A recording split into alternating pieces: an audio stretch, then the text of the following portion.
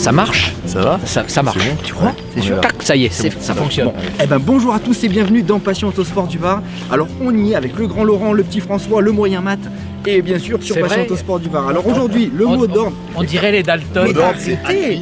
Alpine, faïence, David Alpine. HR Team, Alpine. Alpine. Donc Bon. voilà, ça va être ça le mot d'ordre. Voilà, 100% sous le losange et Alpine. Voilà, il n'y aura pas autre chose aujourd'hui, mais bon, ils sont à fond. Ah, on est comme ça, alors attention parce qu'on va avoir du gros dossier, on va vous présenter quelques modèles super sympas dans cette magnifique journée. Voilà, on attaque les propriétaires, les voitures, tout va passer à la moulinette, vous inquiétez pas. on a amené le studio. On va se faire un topo complet. C'est ça, hein. T'as pas dit qu'on avait amené le studio sur place? On a le studio sur place, bah la preuve, ça On est venu enregistre. en camion? T'es devant la caméra là. Oui. Bon les enfants, on se retrouve Allez, tout de suite. On y va.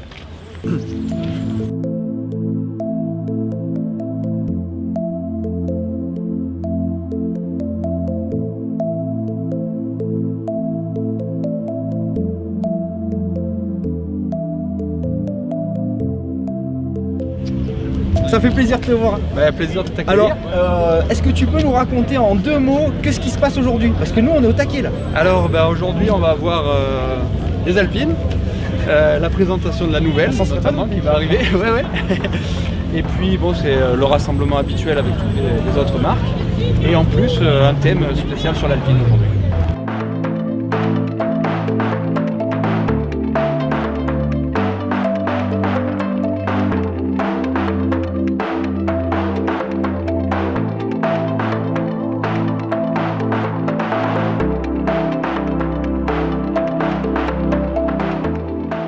Jean-Claude Andruet, bonjour. Bonjour. C'est un plaisir d'avoir une pointure comme ça. On est à Fayence sur un rassemblement organisé par le HR Team avec aujourd'hui des Alpines partout. Vous nous avez amené le beau temps, on vous remercie. Ah, vous avez vu, hein, j'ai fait un effort. Hein. Oh putain, il y a eu du chèque là. Ah ouais, oui, j'ai payé. Hein. Alors aujourd'hui, on a un vivier d'Alpines extraordinaire. Vous avez eu une carrière qui s'est jamais arrêtée. Le jour où vous avez commencé, vous êtes tombé dans la marmite étant jeune, donc on n'a jamais réussi à vous débrancher. Dans toutes les Alpines que vous avez connues, est-ce qu'il y a un modèle qui est un peu plus cher à votre cœur? Bah, c'est-à-dire qu'il y a eu une évolution sur les Alpines, des modèles très différents. Moi, j'ai pris un jour à Nogaro, j'ai fait le record du circuit avec une différence énorme avec une Alpine 1300. Et là, c'était vraiment fantastique sur le circuit, le petit circuit de Nogaro à l'origine. Mais après, il y a eu la 1440 qui était un peu plus performante. Peut-être un peu plus puissante. fragile, la 1440. Oui, un peu plus fragile parce que c'était la course, c'était Mignotet qui avait augmenté la course. Voilà, mais ça allait. Hein. Et puis après, il y a eu la 1600 qui était une très très bonne voiture. Et puis l'aboutissement, la 1860, là c'était vraiment fabuleux. Quoi, Oui. vraiment fabuleux. Alors, j'ai un souvenir personnel de vous avoir vu passer dans une course de côte avec une 1600 turbo, une berlinette 1600 turbo. Vous étiez venu faire, je crois que c'est la course de côte de la Pommeraye.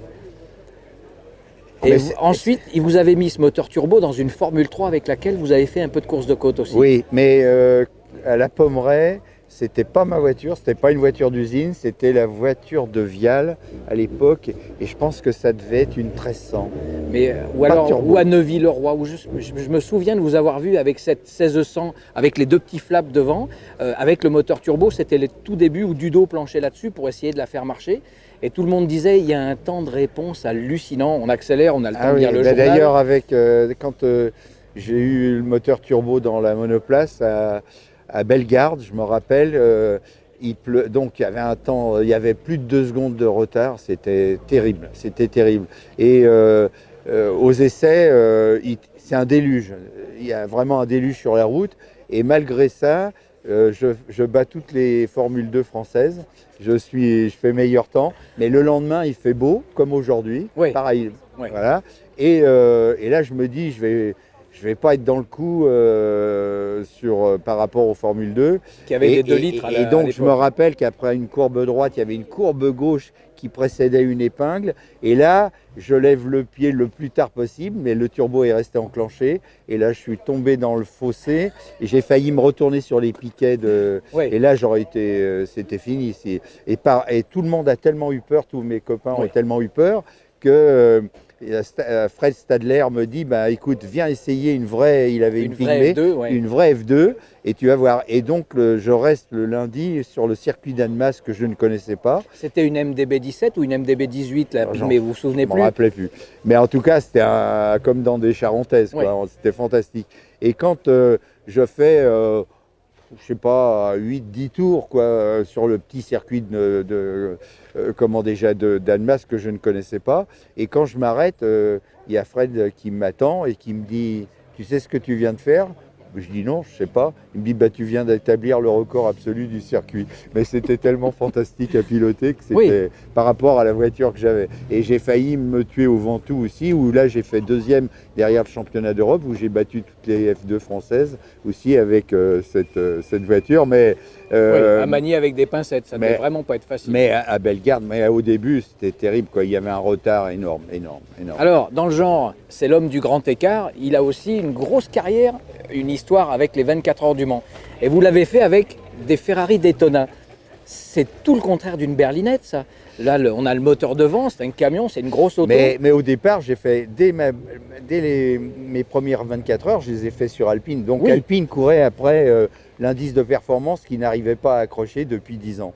Et moi, c'est mes premières 24 heures. Et dans la nuit, alors je cours avec Bouhard qui était un pilote qui avait fait de la Formule 3 avec un moteur Panhard en traction avant. Vous voyez, c'était une autre époque. Hein. Et donc, quand je fais ces premières 24 heures, dans la nuit, tout en passant toujours en maniant la boîte de vitesse avec un minimum, tout ça, j'améliore mes temps de 15 secondes au tour et je suis le recordman du passage du tertre rouge, enfin les S et la sortie, et puis de la chicane Ford.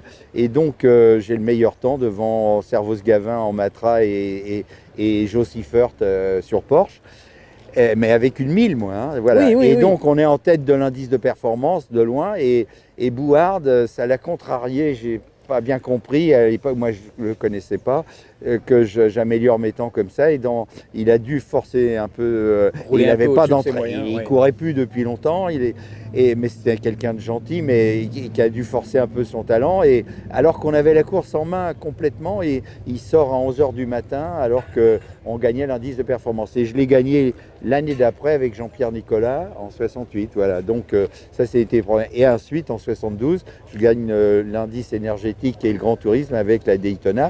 Et il y avait 6 équipages de pilotes de Formule 1 en Daytona également, plus les vainqueurs d'Indianapolis, et on les a tous battus avec mon copain Claude Ballonnet. Voilà. Bon, alors il est affûté comme une lame. Là, on a les horaires, on a les temps, on a le partiel vers le tertre rouge. Bon, c'est une boutique aux souvenirs incroyable. Jean-Claude, excellente journée, très bonne promenade. C'était un peu long comme d'habitude. Mais c'est extra. Faut rien changer. S'ils étaient tous aussi bavards que ça, on adorerait.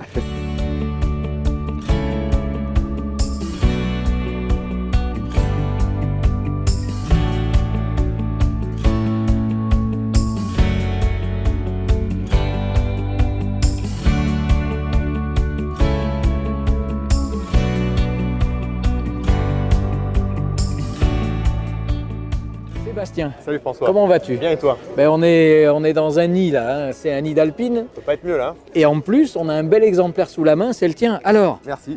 Quel modèle? Alors c'est une A310 V6 de 79, d'octobre 79. Octobre 79. Absolument. Il a révisé. Oui. Alors elle a comme particularité d'être la dernière version avant la version 4 trous, donc la phase 2. Donc c'est une version boîte 5 mais avec le 3 trous encore. Alors, si je ne me trompe pas, ils étaient passés aux 4 trous, c'était les trains d'R5 Turbo. Absolument. Et là donc tu as l'ancienne définition avec le carrossage, avec tout ce qui faisait le charme des anciennes. Exactement. Et ça c'est une boîte 5 alors? Alors c'est une boîte 5. Combien de temps ils ont fabriqué? Parce qu'il n'y en a pas eu beaucoup des boîtes 5. Moins d'un millésime. Donc 6 ou 7 mois. Ouais. La fameuse boîte qui va aussi aller sur la Renault 5 Turbo après. Exactement. Bon, ça. Alors on fait le tour du propriétaire. Allez, avec plaisir. Elle est dans son jus, t'es pas un énervé de la restauration. Non, je la voulais pas à l'américaine, hein, donc elle est dans son jus avec ses stigmates de sa vie. Tu la voulais en état d'usage. C'est ça. Voilà. Alors, qu'est-ce qui t'a fait craquer sur cette auto? T'en as eu avant? Ouais. Il y a une interruption de programme? C'est ça. J'ai eu une A310 V6 Pack GT il y a quelques années, et puis quand je me suis marié, j'ai eu besoin de sous, donc on a... Voilà, mariage. Alors, mariage Alpine, généralement, ça... Et voilà. Bon, ma femme aimait beaucoup mon Alpine aussi, mais on l'a vendue. Puis après, j'en ai racheté une dès que j'ai pu. Et celle-ci, quand je l'ai cherchée, je voulais donc ce millésime pour avoir la boîte 5 avec la phase 1. Et j'aimais beaucoup la couleur gris Galaxy parce que...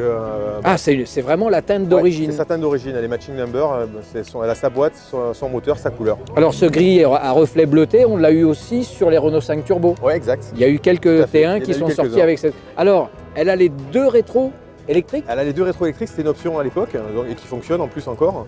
Donc c'était des Vitaloni Tornado. Qui pèsent un âne mort, qui cassaient les portières d'R5 Turbo à l'époque. Ils ont quand même tendance à descendre quand tu roules longtemps sans les remettre. Au bout d'un moment, ils baissent les oreilles après. Alors, si demain, quelqu'un est à la recherche d'une A310 de ce modèle-là, ou le millésime précédent, ou celui d'après, est-ce que tu as un conseil à donner dans le cadre d'un achat à venir? Si c'est une voiture qui a été restaurée, c'est plus facile parce qu'on a en général des factures qui permettent de savoir ce qui a été fait. Quand c'est une voiture qui sort de grange, si tant est qu'il en soit encore, parce qu'il y en a quand même de moins en moins. Des granges? Ouais. Il faut bien checker les châssis, parce qu'il y a quand même pas mal de problèmes de corrosion qui peuvent se présenter là où il y a les attaches de la coque en polyester. Oui. Et puis en général, le V6 par contre, il est super robuste. Donc c'est rare. Oui, c'était le modèle de chez Volvo, le 2,8 litres. C'est ça. C'est incroyable. Là, c'est la version 2,7 litres, donc c'est un moteur R30 à peine modifié. 2,7 litres. Donc tu as des pistons un peu plus bombés qu'un moteur d'R30, c'est un 112-730. Taux de compression un peu supérieur. Voilà. Ok. Sinon, après, c'est pareil. Alors, moi je vois une petite poignée en bois qui semble un peu anachronique dans ce bel intérieur en velours. Oui. Tu veux bien nous sortir ce qu'il y a derrière? Parce que je crois qu'il y a un élément, je me demande s'il n'a pas les tatouages alpines aussi. Ben, François, figure-toi que j'étais pas sûr de la météo. Alors j'ai amené ça. Et voilà, c'est le mot de la fin. Hop là. Ça y est. Il nous a fait. Il nous a fait. Mais voilà, il est là. C'est Renault Alpine.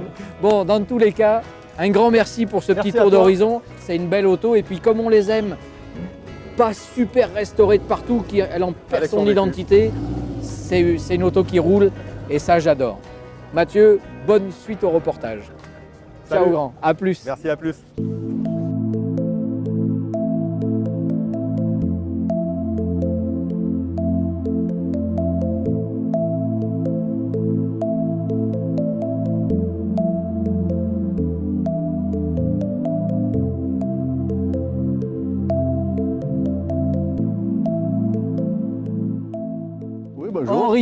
Henri Duluc. Henri Duluc. Voilà.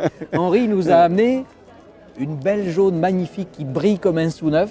Il va falloir me parler teinte d'origine. Un peu plus. Alors, c'est vraiment la teinte d'origine de la... Teinte d'origine, ouais. C'est une 1300G ou une 1300S? G.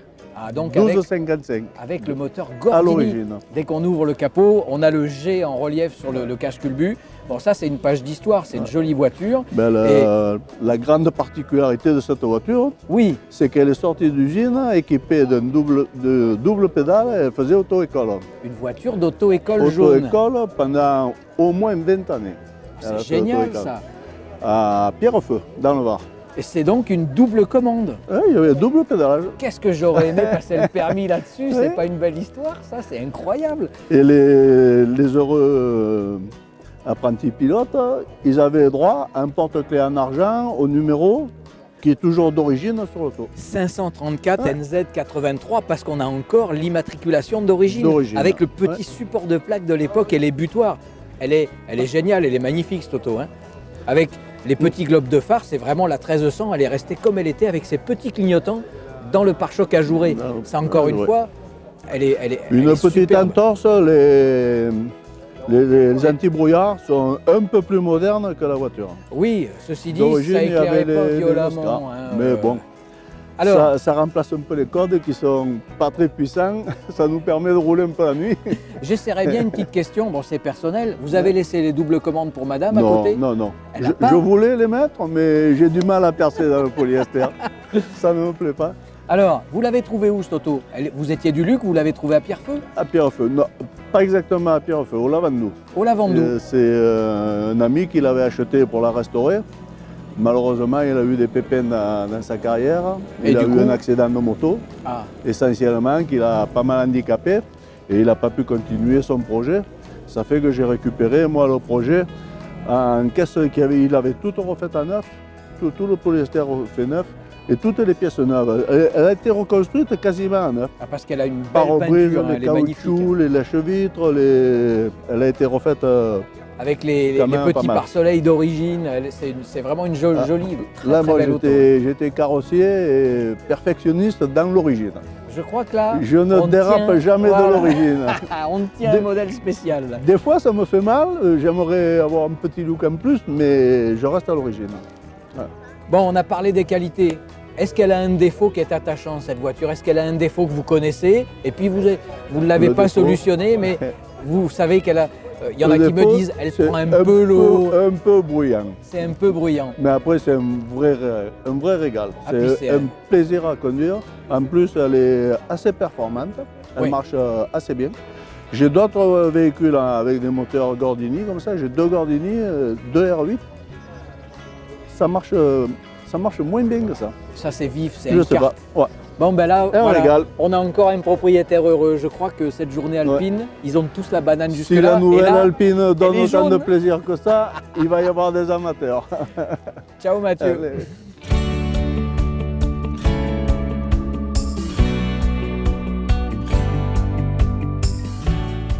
C'est la forme. Oui, en pleine forme. Alors là, j'ai l'impression qu'on a une perle. Il semblerait que cette auto, ça soit non pas une 1800, mais un 1860 avec le mignotet d'époque. Un peu plus de détails. Avec une boîte Monte Carlo, une boîte d'époque toujours. Est-ce que tu es embêté par les ding-dong? Ça va pas durer. Non, c'est bon. Bon, bah alors voilà, c'est l'heure de l'apéro. Alors, donc cette boîte, la boîte Monte Carlo, D'usine. voilà, il y avait la première longue et les rapports rapprochés. Exactement. Ce qui fait que pour les épingles, c'était nettement plus pratique. C'était le top. C'est le Alors, le mignotet, ce moteur mignotet, il y a des secrets de fabrication top. là-dedans. Oui, oui. Il y a des choses qui se sont... Ça, il faut l'ouvrir et regarder dedans comment c'est fait et puis le remonter. Alors, j'avais entendu dire quelque chose sur le père Mignotet, c'est que en fin de journée, quand les ouvriers étaient partis, c'est lui qui faisait les calages. Et il fallait qu'il n'y ait personne dans l'atelier. Ah oui, parce C'est que- vrai? Pour pas le contrarier, justement. Alors, autre chose qu'on m'avait dit, il a pris sa retraite et son voisin, c'était un gars qui a longtemps travaillé dans les mécaniques Renault, Monsieur Fresneau. Je ne connais pas. Ah bon, le connais père pas. Fresneau, il avait préparé aussi beaucoup de berlinettes et il avait beaucoup travaillé sur les R5 Turbo, qui notamment avait gagné beaucoup de rallyes avec Jean Galpin à l'époque. Alors, cette berlinette, vous l'avez trouvée où? Un gars de Nice qui l'a vendu, à qui j'ai racheté. Il Et- courait avec, et moi j'ai continué à courir derrière après lui, quoi. Et puis depuis, stop. On Donc court c'est plus. une auto de course et Ah qui oui, c'est- continue à courir et ça c'est génial. Et bon, Il y a bah, du c'est une passage. vraie, J'adore. c'est une vraie usine, hein, c'est un Oui. V4, une usine. Hein. C'est Alors- une pièce qui a servi à Jean-Luc Terrier pour Ah, la c'est- reconnaissance du Suède.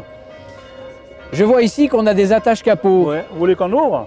Ah, éventuellement, parce que c'est rare les berlinettes avec les charnières et le capot arrière qui s'ouvre. Parce que ça, c'est rarissime. Alors on va l'ouvrir. Voilà, là on a l'accès. Là. Et ça s'ouvre aussi. Oh, il y a tout qui s'ouvre, mais ça, il me faut un Ah, petit. c'est génial. Voilà. On va lui laisser un peu de lumière. Ah, là, il y a du monde quand même, avec Ouais, la ouais. boîte à eau, avec Ah tout. ouais, compression d'eau et tout. C'est une caisse légère. Hein. Oui, avec le toit, on appuie, il oui, s'enfonce. oui, il ne faut pas Voilà. trop toucher parce que c'est. C'est avec douceur. Ah, c'est une caisse usine. Alors, la caisse usine, elle avait... Le châssis était renforcé, il y avait la traverse avant, il y avait des tirants, il y avait une... Ouais. si je me rappelle Ah, bien. ouais, ouais, bah, tout ce qui était à la compétition à l'époque. Hein. Tout ce qui est à la Et compétition. avec ça, bon, il y avait des caisses terre ou c'était que des caisses asphalte? Non, il y avait les caisses terre et les caisses asphalte. Et ça, c'est une caisse asphalte? Asphalte. Ok, c'est pas une caisse légère. terre. Non, terre, elle était beaucoup plus renforcée, beaucoup plus lourde. Ah, c'est vraiment une belle auto. Hein. Au niveau freinage, comment est-ce que ça se comporte? Parce que, Ben, c'est tout du pilotage. Hein. oui, Ça va dans tous les sens, mais c'est très agréable à conduire. en fait, c'est super vif. Ah, Vous avez ouais. vu qu'on a comme invité de la journée Jean-Claude Andruet qui est Oui, là. ouais, Bon. ouais. Ouais. Bon, bah ça, c'est vraiment une belle auto. Dans tous les cas, devant Mathieu, bah, qui lui est en train de faire le tour et Dieu sait Ouais. qu'il y a du travail, je vais vous souhaiter une excellente journée parce que c'est une belle rencontre, c'est merci vraiment beaucoup. une jolie voiture. Merci beaucoup pour le. Allez, au revoir. Excellente Merci. journée à Au vous. revoir. Ciao, ciao.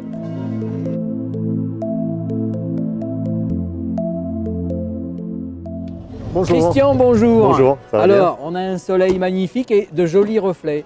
On a une belle berlinette sous les yeux. Quelques détails. Je vois que c'est une 1600S. C'est une 1600S, ouais. Elle est de 1970. Oui. C'est une deuxième main. C'est une deuxième main, elle Ouais. a quasiment 50 ans et c'est le deuxième propriétaire. Voilà, enfin, je suis le beau-fils du deuxième propriétaire.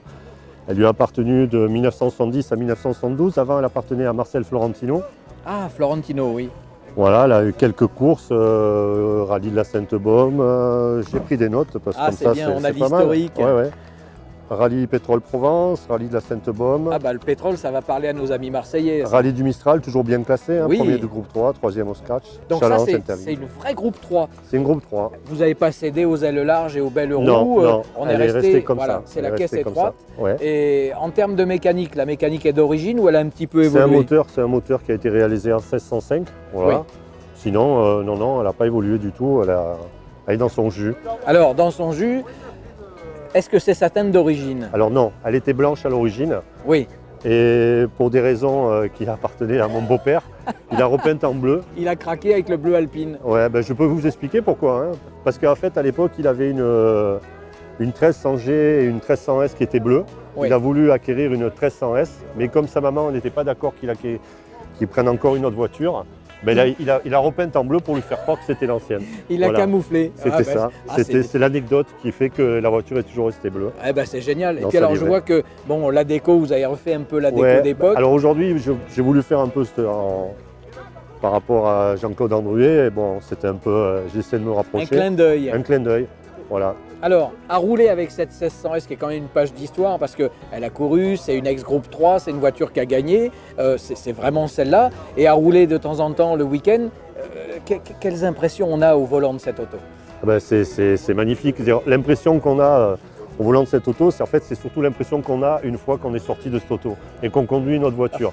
C'est complètement insipide. Voilà, tout Il y a est pas de mou, nature, tout voilà. est triste. Tandis que là, on a l'impression vraiment de faire corps. C'est comme une chaussure. On a un pied, on enfile une chaussure de sport. C'est une carte avec un toit. Voilà, tout à fait. Et Bon. c'est magnifique. Je pense que c'est une des voitures sportives les mieux réussies de. Ah bah c'est l'essence même de la voiture de De sport. sport. De toute façon, moteur arrière, et puis une auto légère, vive. Il n'y a pas Exactement, besoin de beaucoup exactement, de chevaux. On n'a exactement. pas 2 tonnes à arrêter, donc il n'y a pas des freins énormes. Et puis il n'y a pas besoin d'avoir 300 chevaux.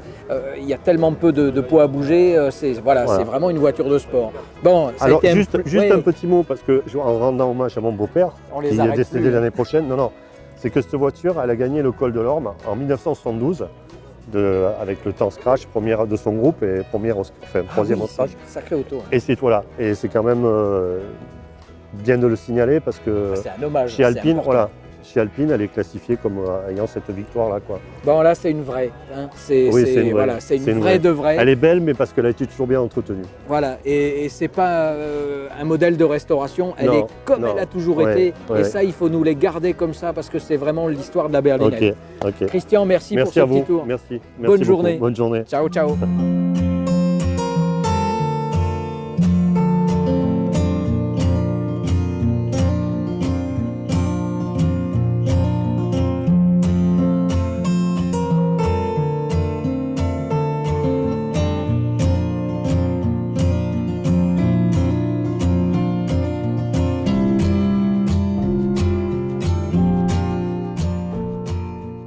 Alors là j'ai le dictionnaire, la Bible, tout réuni en un seul volume. Il nous a amené une jolie voiture aujourd'hui, mais il est bien plus à même que moi de vous en parler. On a derrière un monument d'histoire, j'ai l'impression quand même. Oui, tout à fait, oui. Donc c'est une berlinette ex-usine qui a été fabriquée pour le Monte Carlo 73 avec Ouais, donc elle est pas loin de ses exploits quand voilà, même. tout à fait, avec 4 autres voitures. Et elle a fait le rallye Monte Carlo 73 avec Jean-Pierre Nicolas. Et donc elle a fini 3e.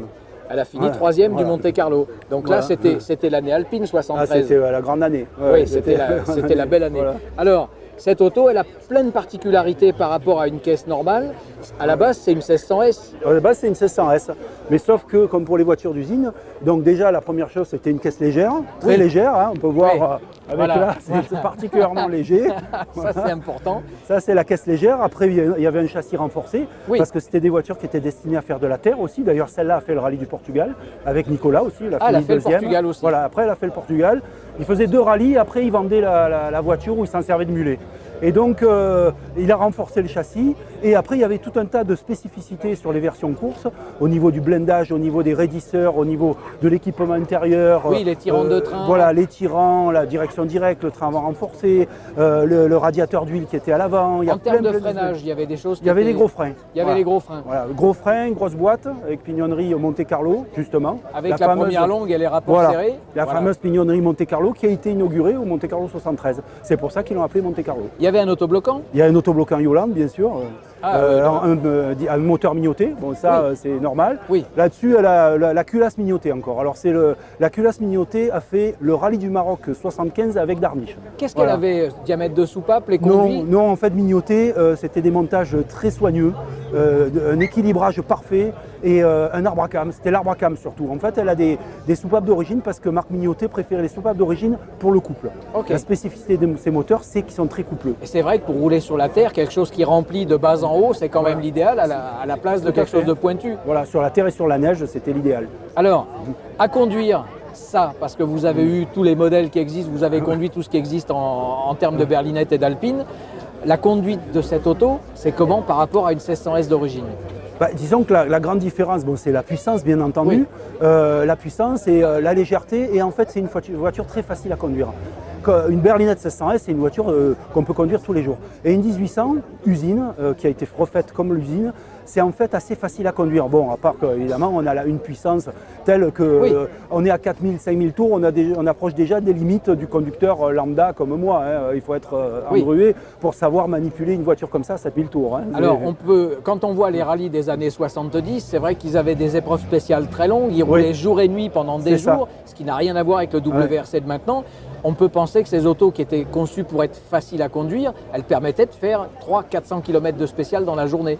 Tout à fait. Elle pouvait faire par exemple la concentration. Hein. Quand on partait de Marrakech, bon, celle-là est partie de Monte Carlo, mais il faisait des 1000 km. Il partait de Finlande. De Finlande, il partait d'Angleterre. C'était des routières, c'est des voitures qui étaient là pour abattre du kilomètre. Voilà.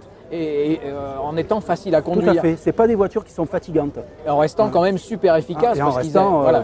Et alors là où on voit vraiment la différence, c'est sur la neige. Sur la neige avec des pneus, des clous pyramidaux, c'est extraordinaire, quoi. On comprend vraiment ce qu'ils faisaient à l'époque, c'est imbattable. J'ai tourné sur le circuit de Serre Chevalier il y a quelques années, on était avec cette voiture et des pyramidos à 4 secondes de plus que le trophée Andros. C'est-à-dire quand même, c'est bon, la voiture est 73. Ils ont les 4 roues directrices, ils ont... Bon, moi je suis pas non plus, je m'appelle pas Jean-Pierre Nicolas, quoi. Donc, bon, voilà, j'essaye de la maintenir et de la préserver. Oui, bah, c'est une page d'histoire. Alors, une dernière question, parce qu'on ne va pas traîner. Il y a la relève derrière. C'est une bonne idée qu'a eu Renault de reprendre un peu l'ADN de ses autos, même si ça n'a plus rien à voir. Mais la marque Alpine continue à vivre. Il y a quand même un gros progrès. Enfin, ah oui, tout à fait. Oui, enfin. Tout à fait.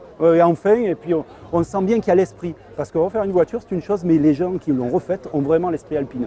Ce qui est la grande différence par rapport à la période des A610 où c'était pas des voitures de passionnés. Voilà. Oui, c'est pas des gens qu'on voyait sur le bord des spéciales. Là, j'espère qu'on va pouvoir avoir des propriétaires qui respirent ces autos bleus comme on les a aimés. D'ailleurs, je connais des personnes qui ont vendu leur 610 par exemple pour acheter la nouvelle. Oui, voilà. Donc ça continue à respirer, ça continue à vivre. En même temps, il y a des nouveaux acheteurs, beaucoup de nouveaux acheteurs des nouvelles Alpines qui n'ont jamais eu de berlinette ou d'Alpine tout court. On peut dire que c'est vraiment une page qui s'ouvre. Tout à fait. Il y a beaucoup d'espoir qui est dans la renaissance de cette marque. Pour nous, c'est une très bonne nouvelle. Bon, c'est extra. Un grand merci et puis beau rassemblement, belle balade et de belles rencontres avec notamment Jean-Claude Andruet qui est là aujourd'hui. Merci encore. Merci. Mathieu, j'ai un truc à te montrer. À chaque fois que tu verras une vraie Alpine d'usine, il y a une petite trappe. C'est pas la trappe pour le facteur. Regarde ça. On a le vrai bouchon des Alpines d'usine de l'époque. Tu vois ça avec la petite trappe, avec le petit aimant pour que ça ferme? Voilà. Ça fait partie des Alpines de course, des vraies.